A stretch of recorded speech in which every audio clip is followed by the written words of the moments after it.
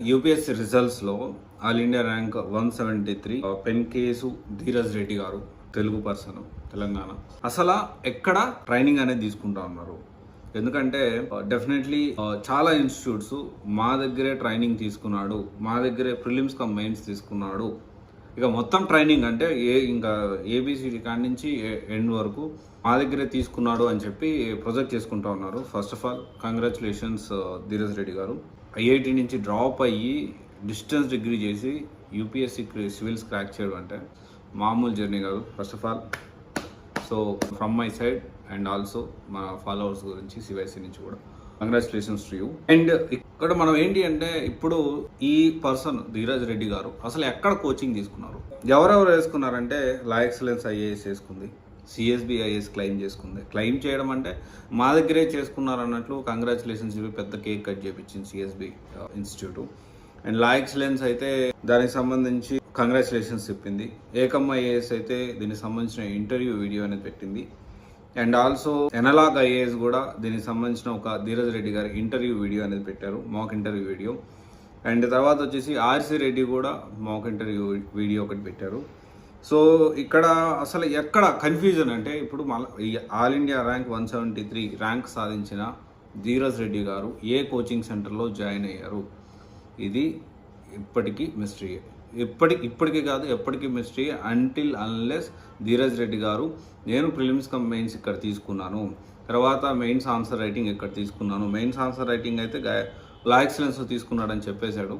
And mains మాకు చాలా help అయింది, గాయత్రి క్యాంపస్ అంటే దానికి సంబంధించింది. తర్వాత ఇంటర్వ్యూ గైడెన్స్ ఎక్కడ తీసుకున్నాను, తర్వాత టెస్ట్ సిరీస్ ఎక్కడ రాశాను, ఫాలో అయిన బుక్ లిస్టు, అండ్ ఎవరెవరు సపోర్ట్ చేశారు, ఏ ఫ్యాకల్టీ, ఇప్పుడు ఒకవేళ ఒక ఇన్స్టిట్యూట్లో జాయిన్ అయితే ఏ ఫ్యాకల్టీకి, ఏ సబ్జెక్ట్కి ఏ ఫ్యాకల్టీ దగ్గర ట్రైనింగ్ తీసుకున్నారు, ఇవన్నీ కూడా మనం తెలియాల్సి ఉంది. మెంటరింగ్ తీసుకున్నారు, ఇవన్నీ కూడా మనం తెలియాల్సి ఉంది. బట్ ఇక్కడ మెయిన్గా ఏంటి అంటే నేను అనుకోవడం మోస్ట్ ఆఫ్ ద ఇన్స్టిట్యూట్స్ ఏంటి అంటే జనరల్గా ఏంటి అంటే మాక్ ఇంటర్వ్యూస్ ఎలా జరుగుతాయంటే, సో అందరూ కూడా అంటే మెయిన్స్ అయిపోయిన తర్వాత ప్రతి ఇన్స్టిట్యూట్ దగ్గర ఒక టీం, ఒక ప్యానల్ లాగా ఏర్పాటు చేస్తారు. సో ఫ్రీ మాక్ ఇంటర్వ్యూస్ అనేవి చేస్తూ ఉంటారు. ఆ మాక్ ఇంటర్వ్యూస్ జరిగేటప్పుడు ఇప్పుడైతే ఎవరైతే ర్యాంకర్స్ ఉన్నారో మెయిన్స్ క్యాండిడేట్స్, మెయిన్స్ క్లియర్ చేసిన క్యాండిడేట్స్ అందరూ కూడాను అన్ని ఇన్స్టిట్యూట్స్లో కూడా, అన్ని కోచింగ్ సెంటర్స్లో కూడా దీనికి సంబంధించిన మాక్ ఇంటర్వ్యూస్ ఇవ్వడం జరుగుతుంది.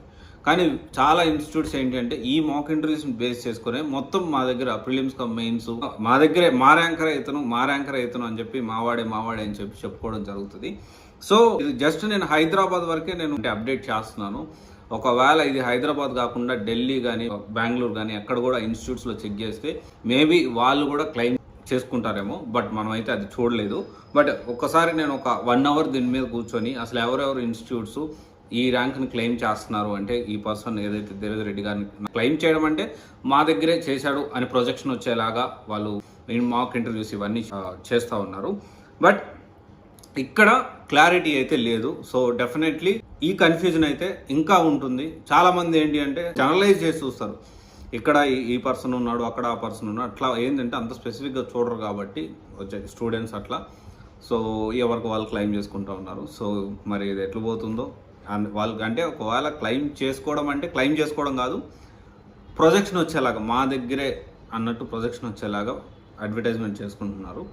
సో ఈ అడ్వర్టైజ్మెంట్ అంటే ఇక్కడ ఎవరిని మనము ఇది చేయడం కాదు, అలాగని ప్రమోట్ చేయడం కాదు, ఇంకొక అలాగని చెప్పి వేరే రకంగా కాదు. సో ఇక్కడ స్టూడెంట్స్ అర్థం చేసుకోవాలి, ఇదైతే క్లారిటీ. ఆల్ ఇండియా ర్యాంక్ 173 సాధించిన ధీరజ్ రెడ్డి గారు ఈ 5 కోచింగ్ సెంటర్స్లో ఎక్కడ ఏం తీసుకున్నారనే క్లారిటీ మాత్రం లేదు. ఇదైతే క్లారిటీ. ఇట్లాంటి క్లారిటీ ప్రతి ఒక్క ర్యాంక్ గురించి ఎవరెవరు ఏం క్లెయిమ్ చేసుకున్నారనే వీడియోస్ కూడా నేను కమింగ్ డేస్లో ఖచ్చితంగా ఒక్కొక్కటి అప్డేట్ చేస్తూనే ఉంటాను. అండ్ ఎలా ఏంటి అనేది డెఫినెట్లీ మీరు ఆలోచన చేసి నిర్ణయం తీసుకోవాలి. ఫ్యాకల్టీ చూసి కొన్ని స్కెడ్యూల్ ఎన్ని అవర్స్ ఇస్తూ ఉన్నారు ఇవన్నీ చూసి మీరు ప్లాన్ చేసుకోవాలి.